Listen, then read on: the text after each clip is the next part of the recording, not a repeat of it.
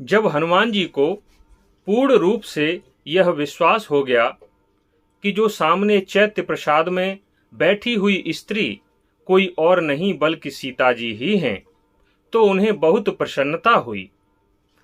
100 योजन की दूरी तय करके सीता जी को खोजने के लिए आने का जो उद्देश्य था वह पूरा हो गया। सुबह हो चुकी थी, लेकिन हनुमान जी अभी भी सूक्ष्म रूप में ही उस अशोक वृक्ष पर बैठे हुए थे। तभी उनके आसपास राक्षसों की हलचल तेज हो गई। थोड़ी सी देर में राक्षस राज रावण का अशोक वाटिका में प्रवेश हुआ। रावण अपने पराक्रम और बल के घमंड में सीता जी की तरफ बढ़ता जा रहा था। उसके साथ उसकी लगभग 100 अत्यंत ही सुंदर पत्नियां भी उसके साथ उसके पीछे पीछे चल रही थीं। वे सभी स्त्रियां उत्तम कुल में उत्पन्न हुई थीं।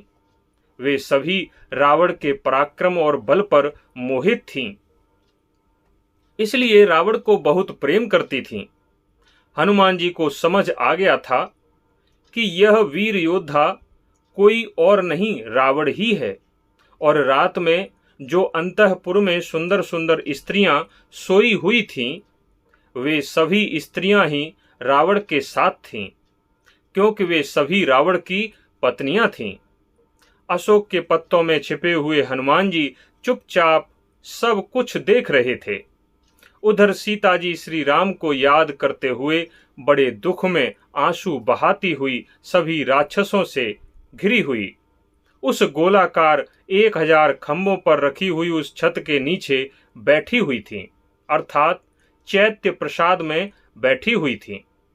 अपनी लगभग 100 अत्यंत ही सुंदर पत्नियों के साथ रावण सीता जी के पास पहुंचा और सीता जी को संबोधित करने लगा। उन्हें संबोधित करते हुए रावण मीठे मीठे शब्दों का प्रयोग कर रहा था। रावण कहने लगा कि हे सीते, तुम मुझे देखकर डर क्यों जाती हो? तुम्हें डरने की कोई आवश्यकता नहीं, क्योंकि मैं तुम्हें प्रेम करता हूं। इसलिए तुम मेरी प्रार्थना को स्वीकार करो और मेरी पत्नी बन जाओ। इस लंका में तुम्हारे लिए फिर कोई भी भय नहीं रहेगा। हे जनक नंदिनी सीता, तुम यह ना समझो कि मैंने कोई अधर्म किया है। यह तो राक्षसों का कार्य है। राक्षसों का यही तो धर्म है कि पराई स्त्रियों के पास जाना, उन्हें बलपूर्वक हर के ले आना। इस धर्म का मैंने भी पालन किया है, लेकिन फिर भी जब तक तुम्हारे हृदय में मेरे प्रति प्रेम उत्पन्न नहीं होगा, तब तक निश्चिंत रहो, मैं तुम्हें स्पर्श नहीं करूंगा। चाहे मेरे ऊपर कामदेव कितना भी हावी हो जाए, लेकिन काम बस मैं तुम्हारी इच्छा के बिना तुम्हें स्पर्श नहीं करूंगा।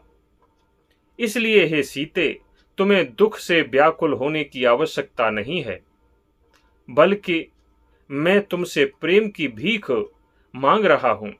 मुझे प्रेम दान दो। इस प्रकार नीचे पृथ्वी पर सोना, हर समय चिंता में बने रहना, एक ही वस्त्र पहने रहना, बिना कारण के उपवास करते रहना, हे सीते, यह तुम्हारे योग्य नहीं है। तुम उन सभी राजसी सुखों को प्राप्त कर सकती हो जिनके तुम योग्य हो। बस तुम मेरी प्रार्थना स्वीकार कर लो और मुझे अपना लो। फिर तुम्हें इस लंका में कोई भी ऐसा सुख नहीं जो प्राप्त न हो सके। हे सीते, बीता हुआ समय कभी वापस नहीं आता। ठीक इसी प्रकार एक बार यौवन चला जाए तो दोबारा नहीं आता। इस यौवन के महत्व को समझो, इसे बेकार में ही नष्ट मत करो। हे देवी, तुम मेरी भार्या बन जाओ। मेरी जितनी भी रानियां व पटरानियां हैं, उनसे भी प्रमुख स्थान तुम्हें प्राप्त होगा। फिर रावण ने इससे भी अधिक प्रलोभन देते हुए कहा कि इस संसार में जितने भी राजा हैं, उन सभी को जीतकर मैं तुम्हारे पिता जनक जी को सौंप दूंगा। मेरे सामने कोई भी देवता और दानव ठहर नहीं सकता।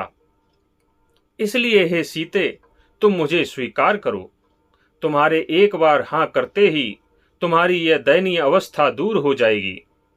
तुम्हारा स्थान मेरे अंतःपुर में है, इस अशोक वाटिका के चैत्य प्रसाद में नहीं।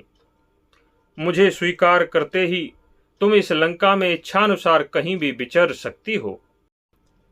रावण ने सीता जी को इससे भी ज्यादा प्रलोभन देते हुए कहा कि हे सीते, अब तक जितना भी जो कुछ भी मैंने एकत्रित किया है वह सब कुछ तुम्हारा होगा।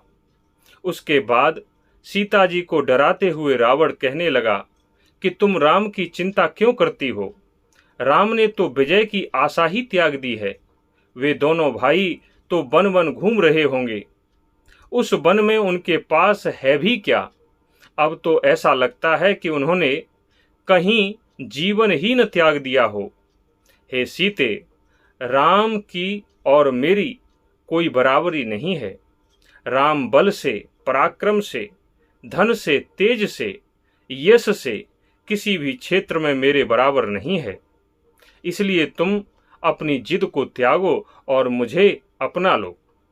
रावण यह भी कहने लगा कि जब तुम मेरी पटरानी बनोगी तब तुम्हारे जितने भी भाई बंधु हैं उन्हें भी वही सुख मिलेगा जो तुम चाहोगी। फिर जब रावण अपनी सुना सुना के चुप हो गया तब सीता जी ने रोते हुए रावण को सुनाना प्रारंभ किया। सीता जी रावण को देखना नहीं चाहती थीं, इसलिए वहां पर एक घास का तिनका पड़ा हुआ था, उसी की ओट में रावण को सुनाने लगी कि हे राक्षस राज रावण, तुम अपने मन और हृदय से मुझे निकाल दो। पापी पुरुष कभी सिद्धि प्राप्त नहीं कर सकता। किसी भी प्रकार तुम मेरे योग्य नहीं हो। मैं पतिव्रता हूं और मेरे पति श्री राम हैं। इसके अलावा मेरे हृदय में किसी भी पुरुष का कोई भी स्थान नहीं है। तुम व्यर्थ का प्रयास क्यों कर रहे हो? मैं एक उत्तम कुल में उत्पन्न हुई हूं और विवाह करके एक पवित्र कुल में आई हूं। फिर पीठ फेरते हुए सीता जी ने कहा कि हे राक्षस राज, मैं तुम्हारी भार्या बनने योग्य नहीं हूं। जिस प्रकार तुम्हारी सभी पत्नियां तुमसे संरक्षित होकर सुख प्राप्त कर रही हैं, उसी प्रकार दूसरों की पत्नियों को भी सुख प्राप्त करने दो। उनके दुखों का कारण क्यों बन रहे हो? हे राक्षस राज, तुम अपनी ही पत्नियों में अपना मन लगाओ।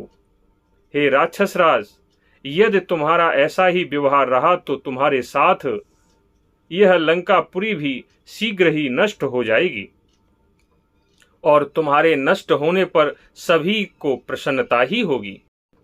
जिन जिन लोगों को तुमने कष्ट पहुंचाया है वे तुम्हारा नाश देखकर प्रसन्न ही होंगे। मैं श्री रघुनाथ जी से अभिन्न हूं, मुझे उनसे कोई भिन्न नहीं कर सकता। इसलिए मुझे लोभ लालच देने का प्रयास मत करो। यदि तुम्हें इस लंका नगरी की रक्षा करनी है और अपने प्राणों को भी बचाना चाहते हो तो मुझे सम्मान पूर्वक श्री राम को लौटा दो। श्री राम से तुम मित्रता कर लो। यदि तुम मुझे लौटा दोगे तो श्री राम तुम्हारे प्राण नहीं लेंगे। हे राक्षस राज रावण, तुम्हें अपने बल, अपने पराक्रम और अपनी शक्तियों का इतना ही अभिमान था तो मुझे मेरे स्वामी श्री राम की अनुपस्थिति में चुराकर क्यों लेकर आए थे? उन दोनों भाइयों से युद्ध करके दिखाते। यदि तुम युद्ध में जीत जाते तब लेकर आते, तब मैं मानती कि तुम बहुत बड़े बलशाली हो। तुम तो उनके पीछे से मुझे चुराकर ले आए हो, इसलिए तुम कायर हो। फिर भी अपने पराक्रम और बल की बड़ी बड़ी बातें करते हो। पूरे विश्व के राजाओं को जीतने की बात करते हो। यदि तुम्हारे अंदर विजय प्राप्त करने की इतनी ही लालसा है तो मेरे पति श्री राम को जीत कर दिखाओ। जब सीता जी ने ऐसे कड़वे शब्द रावण को कहे तो रावण के तन बदन में आग सी लग गई। उसके बाद क्या हुआ यह हम अगले वीडियो में बताएंगे। यदि यह कथा आपको अच्छी लगी हो तो वीडियो लाइक अवश्य करें, शेयर भी करें, कमेंट भी करें और चैनल सब्सक्राइब भी करें। तब तक के लिए धन्यवाद।